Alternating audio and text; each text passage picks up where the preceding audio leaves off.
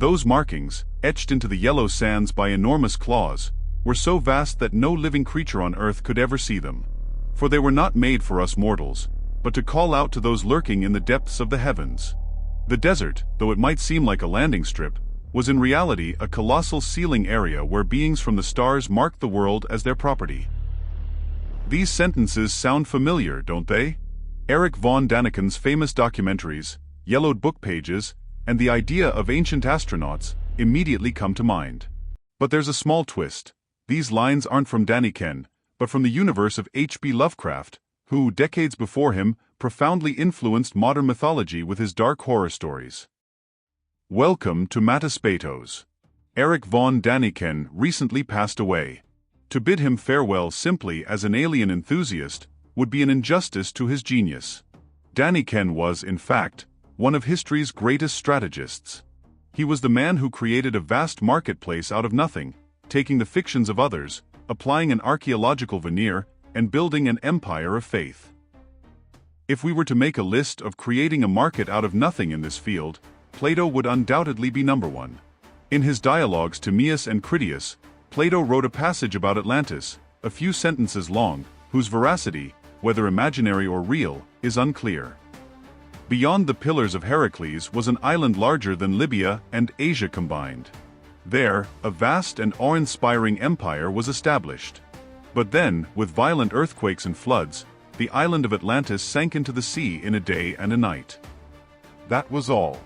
There was no other concrete data, but that passage gave rise to thousands of books, films, and research expeditions over thousands of years. Plato was the king of turning emptiness into a market. Daniken's genius lay in this. He managed to create a new Plato from that void.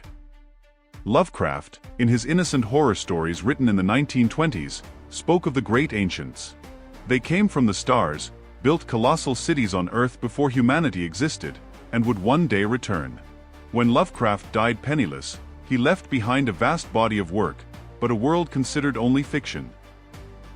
When Daniken entered the scene, he asked himself, why don't I sell Lovecraft's dark nightmares as a reality, as serious as Plato's Atlantis? Daniken used these famous examples as selling items, placing Lovecraft's fictional nightmares within the coordinates of the real world. Palenque's astronaut, the ancient traveler on the sarcophagus lid. In the humid forests of Mexico, the tomb lid of the Mayan king Pacal.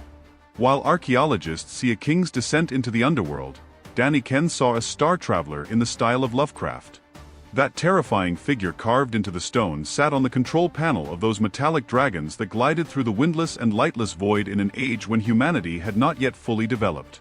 With its knees drawn up to its belly, this being, controlling the levers beyond time with its hands, was the silent scream of a technology not ours, imprisoned within a mortal stone. Daniken sold this cosmic traveler image so effectively that today, when Palenque is mentioned, what comes to mind is not King Pacal, but a rocket cockpit. Piri Reis map, the eye looking down from the sky. When Daniken acquired Piri Reis's 1513 map, he presented it not merely as a maritime achievement, but as Lovecraft's great ancients looking down upon the earth from the sky. This map could not have been the product of an era when sailing ships traversed the coasts. It was the vision of an ancient intelligence, an outer god, who saw the world as a gigantic sphere from that eerie point far above the clouds, where the atmosphere ends and darkness begins. The ink that traced the ice-covered shores of Antarctica as if they were still frozen was not drawn by human hands, but flowed from the memory of a guide from the stars. The Nazca Lines, a gigantic airport or a call to the gods. The enormous geometric shapes in the Peruvian deserts.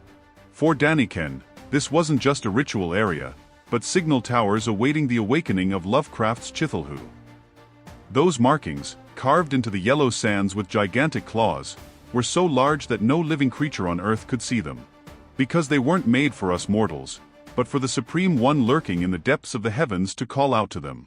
Although the desert might seem like a landing strip, it was actually a vast sealing area where beings from the stars marked the world as their property. Strategic outcome, transforming fear into curiosity.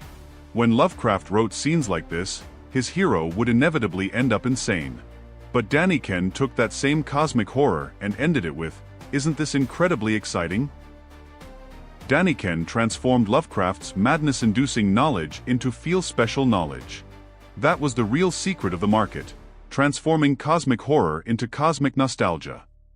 Daniken tore up Lovecraft's famous warning, "Places not to go, secrets not to touch," and replaced it with a ticket booth, "Here's a ticket to your ancestor's spaceship." He took a writer's imagination, packaged it like proof, and marketed it to the whole world. This market grew so large that today, a massive industry, from Netflix documentaries to Hollywood blockbusters, from New Age movements to UFO-centric belief groups, feeds on the strategic foundation Daniken laid in 1968. Using what he learned from Plato and Lovecraft's material, the cosmic visitor's card, Daniken built the greatest intellectual playground of the 20th century. He knew exactly how to build that market, where concrete evidence ends, bring in the imagination, but do it with the seriousness of someone revealing a secret. Today, Daniken is gone, but the market he built is more vibrant than ever. And we continue to follow in his footsteps, essentially watching Lovecraft's old stories in new packaging.